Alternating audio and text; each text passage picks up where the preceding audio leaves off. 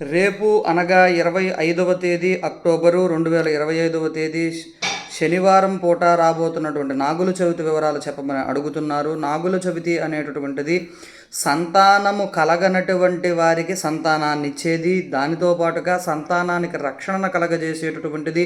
ప్రముఖంగా సర్పాకార స్వరూపమైన సుబ్రహ్మణ్యేశ్వరుడు, ఆయనని నాగుల చవితి నాగదేవుడు అని కూడా పూజించేవారు.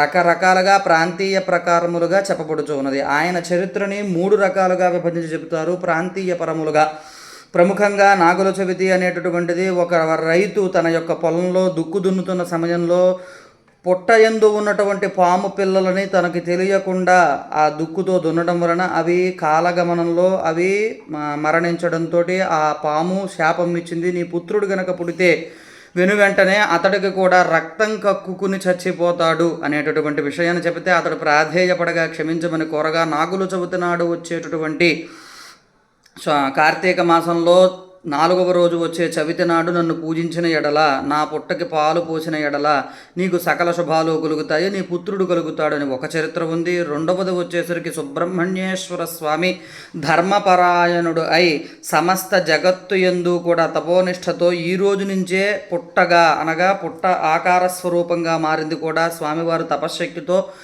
చేసింది ఈ నాగుల చవితి నాడే అని చెబుతారు. మహాభారతంలో కూడా ఈ వివరం చెప్పబడి ఉన్నది. అర్జునుడు తన యొక్క పుత్రశోకం నుంచి విముక్తిని పొందడానికి భీష్మ పితామహుడి ద్వారా నాగ చవితి యొక్క వ్రతాన్ని ఆచరించి ఆయన కూడా సంపూర్ణ ఫలితాలను పొందారని చెప్పబడుతూ ఉన్నది. ప్రముఖంగా సంతానం కావాలనుకున్న వారు ఆడ మగ ఇద్దరూ కూడా ఉదయం నుంచి సాయంకాలం వరకు ఉపవాసం ఉండండి. నాగుల చవితి నాడు పాముకి శుభ్రముగా అంటే పుట్ట దగ్గర మాత్రం ఏ విధమైనటువంటి టపాసులు వెలిగించవద్దు, అవి భయపడతాయి.